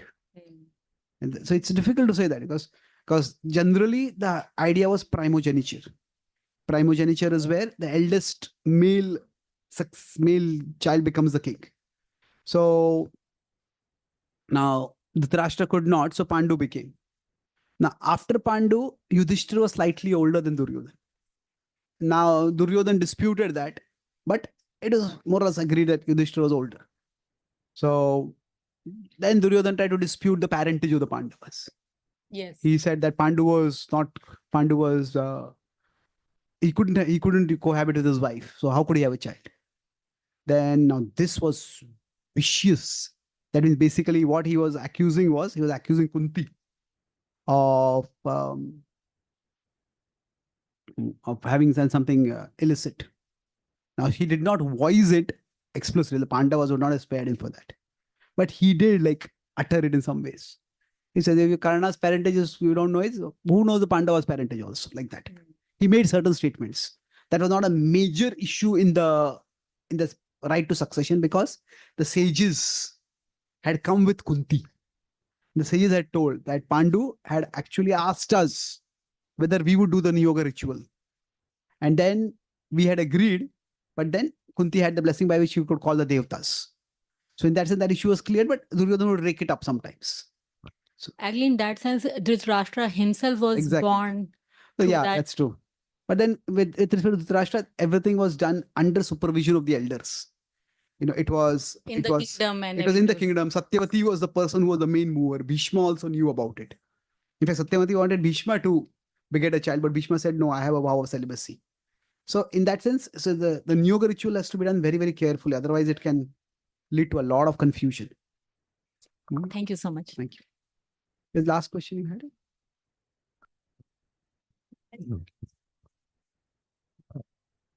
Hare Krishna Prabhu. Thank you so much for a very, very wonderful class yet again. And I'm very inspired by your talk about the ARC acronym, especially. The question that I had was again relating to parenting. Little bit of a situation with parenting is that it's not just sculpting, the mode or the person that we are working, they're consistently changing. There are other influences other than just, the parent in their lives, which, though other influences obviously get stronger as the child gets older. And, at some point we question our ability also, how far can we improve our ability? So the question that I wanted to ask is, people listening to us, especially children, we mean well for them. And them listening to us is a very result-driven activity. And so how far should we chase this? I mean, we can drive ourselves crazy with adjusting circumstances or, trying to elevate our children or influencing our own ability. Where is the happy medium between going too far and doing too little? I'm an expert at parenting because I've never been a parent. So I'll speak broadly in the principles of guiding, because the Gita is about guiding. And then you can take what is relevant for parenting from there. In many ways, parenting is unlike any other relationship. Because say if somebody is guiding someone, it's not a relationship formed by blood. If it's a spiritual guide and spiritual student, or it is any other field, with a teacher and student in any other area. So there is in every relationship, there is a mandatory component and there is a voluntary component. There's a mandatory component and a voluntary component. What do I mean by this? That if somebody is a teacher, the mandatory component would be the teacher has to teach the subject. The teacher themselves doesn't know the subject, teacher doesn't cover the syllabus, then that's not something which is acceptable. But the voluntary could be the teacher could see some students need some special attention. Teacher say, we'll meet after the class. The teacher may go out of the way to try to prepare and present. So that's voluntary component. So in every relationship, there's a mandatory and the voluntary component. Now, in some ways, if you consider all relationships of guiding, apart from parenting, the relationship itself is voluntary in one sense. If somebody is school, they can just drop out of school. Somebody is practicing spirituality, they can just stop practicing spirituality. Somebody can be learning a skill and they say, I don't want to learn the skill itself. So the relation, or I want to learn from someone else, whatever. So in parenting, in one sense, the mandatory component is quite high. And it should be. If parents start thinking parenting as voluntary, then that is not, society will collapse. Whole civilization will be destroyed. Okay. Varna Sankara. Yeah, that's a very value judgmental term. I prefer not to use that. And it's many causes for that. But yeah, so if it is parents don't care, that's not a good thing. So there's a huge mandatory component in that relationship. Now, is there a voluntary component? Yes, there is definitely, in the sense that how much are the parents involved in the child's life? That at a basic level, that the physical well-being is important. At a certain level, emotional well-being is important. But emotional well-being can be a whole spectrum. So now, in general, if you consider what I've observed, there is parenting in the West and there's parenting in the East. In India also, you could say, broadly speaking. So now in parenting, in every relationship, there is a certain level of conformity that is required. Now the word conformity has a negative connotation, but conformity, I could use the word compliance, obedience, whatever. That, this is what I'm telling you to do and this is what you need to do it. Cooperation, yeah, I could use the word cooperation, but it's not that the parent and the child cooperate. It is like the husband and wife cooperate. The parent and child is much more, at least in childhood, it's more of instructing, it's hierarchical relationship, much more. At the same time, in every relationship, there has to be certain level of autonomy. Like when parents across the world, when I travel, devotee parents, and they complain that our children don't listen to us. That's natural. But I sometimes do a thought exercise. I tell them, would you like to replace your child with a perfectly obedient robot? Nowadays, maybe technology can design a robot that looks just like your child. No parent has said yes. Some parents they say, I would like to have a robot in addition to my child. But not in replacement. Because we want to have a loving relationship. And that means there's a certain level of autonomy that is important. So now in the Eastern value system, autonomy is much more devalued. It is not considered a very big thing. In the West, autonomy is very, very important. So now, especially if we are Indian parents who are raising children in the West, then it becomes much more difficult. See, when culture changes or civilization itself changes, then what happens? There is a confusion about role models. Say we were parented in a particular way, but that model of parenting may not work for our children because they are living in a very different setting, right? So probably our parents didn't have to deal with we getting into social media. We have to deal with that. That's a huge influence. So that is why civilizational changes or cultural changes are huge. I had a long time question. Chanakya Pandit says that one place that if you have to leave your place of birth and go and settle for a job in another place, that is an indication of past bad karma. Now, I would say, I just wonder why that is. You could say that you can be much more financially successful, and that is also good karma. It's not just simply bad karma. But the fact is that when we are disconnected from our roots, everything becomes not everything, many things become much more difficult. So, and in general, past karma means that whatever we are doing becomes more difficult. So if somebody is living in a very cold place, that's why past karma. Then just normal going out means you have to wear many clothes, you have to have a lot of protection. So generally, the ease or difficulty of doing something is indicative of the presence of positive or negative karma from the past. So this does create certain challenges. So we cannot, we have to recognize that our children will need a certain level of autonomy. And maybe they will claim it young earlier than what we would be comfortable giving it to them. But overall, if we give good impressions in the childhood, we communicate good values. There may be a phase of rebellion where they may go off. They may want to explore the world. But soon, the values that we are given in the childhood, that will come back. And I'll remind them. So in childhood, it is like getting the children to do the right thing is very important.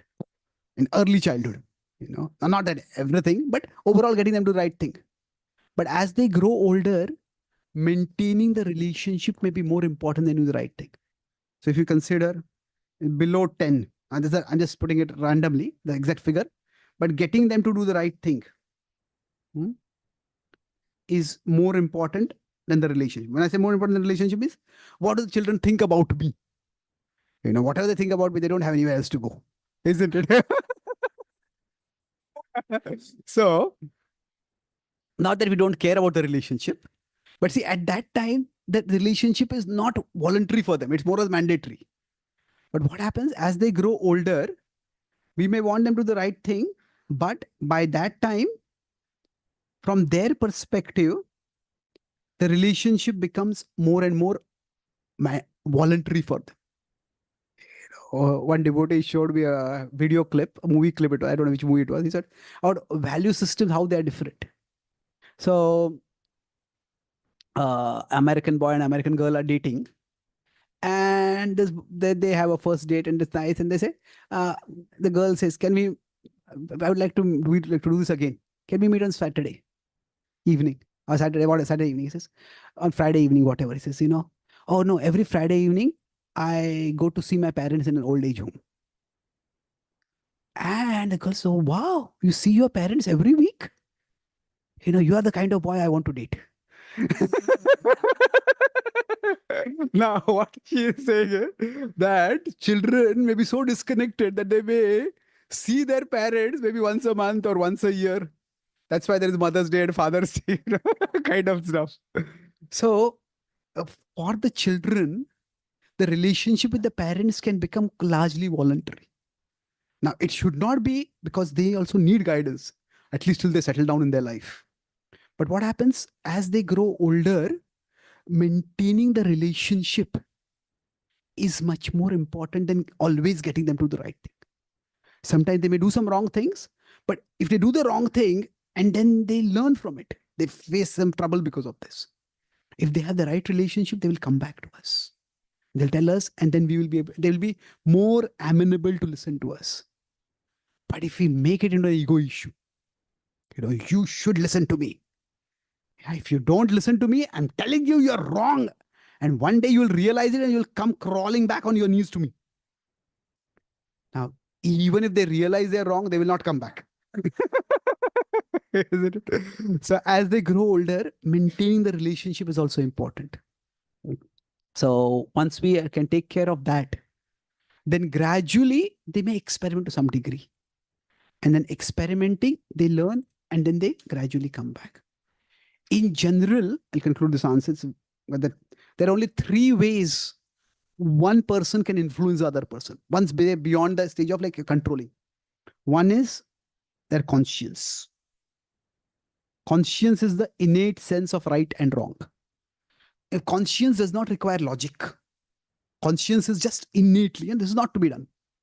So if somebody grew up in a family where nobody ever spoke swear words, then this is not done. That is just conscience is there. Now, beyond that is intelligence. Now, intelligence means at this particular point, we show them the vision. If you do this, this is going to happen. Conscience is, I innately feel it is wrong. Intelligence is when I see the consequence of how this is wrong or how this will lead to harm. So as we grow, we need to give the vision, the intelligence to children that this is where things will go wrong. This is what will happen in the future. And that's why don't do these things. Now, beyond that, the last part is, you could say here, consequence. That some people need to go through certain experience, get the consequences, and then they learn. And you do certain things, face the trouble. Yeah, I should not be doing this. Some people take drugs and they have a very bad trip. Okay, I'm not going to do this again. So now, what if somebody does not learn from consequence also? Then they have to get more severe consequences. It's a difficult situation, but broadly, we cannot influence anyone beyond these three things. So now conscience is something like sometimes parents may try to guilt their children into doing something. As spiritual leaders may try to guilt their followers into doing something. Oh, the Prabhupada spent so much time writing these books. Can't you spend some time reading them?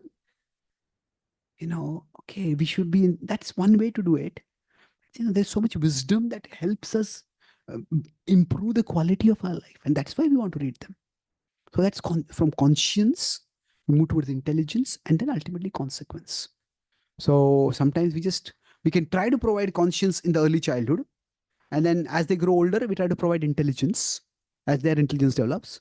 But eventually it is when they learn from consequence, that is the time we need to be there to help them gather the pieces and rise up again. So thank you very much. Okay.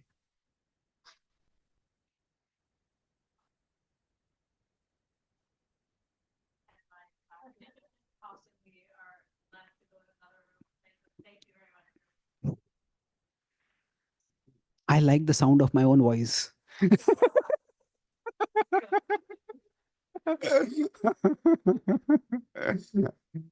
you very much. Srila Prabhupada ki, Gaura Bhakta Vrinda ki, Sai Gaur Premanande.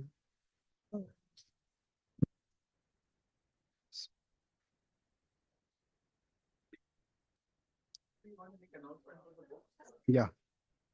So much of what I spoke is there in these two books. So this is Gita for the CEO. That's the topic on which we are speaking. So there's a chapter on words shape worlds, change your words, or watch your words. That's based on 17.15 and 3.26, what I talked about in the Gita. So much of what I spoke is there in that chapter. But apart from that, this is a book which talks about leadership lessons and life lessons based on the Bhagavad-Gita. It's not just for CEOs. Anybody in any role of leadership, formal or informal, they can find useful insights. This is also a good book to give to your friends and colleagues who may not yet be ready to read the Bhagavad-Gita directly, or they may not be able to connect with it. But a book like this, which helps them in their corporate life, that may interest them and that may inspire them to read the Bhagavad Gita later also. Now, this is another book which is a more devotional approach to the Gita. There are 122 prayers in this book. Each, as I mentioned in the beginning, there's one picture of Krishna, then one line English prayer, then a poetic translation of a Gita verse, and then a reflection based on that particular verse, which is like a prayer. So the idea is that the Gita is not just a book of philosophical wisdom. Gita is spoken by Krishna, who is our Lord. So how can we use the Gita's words to also connect prayer fully with Krishna? That's what I tried to give in this book. So many devotees have told me that before their chanting or before their morning prayers, this book is very helpful. Just read something.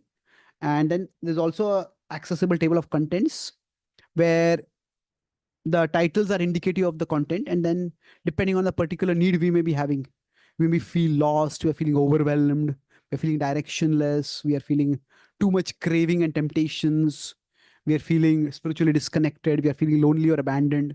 What are the prayers that we could use at that time? So there are 122 prayers like this. So both these books are available. And I'll also be here for some time in case you want to ask some further questions or have the book signed. Thank you very much. Hare Krishna.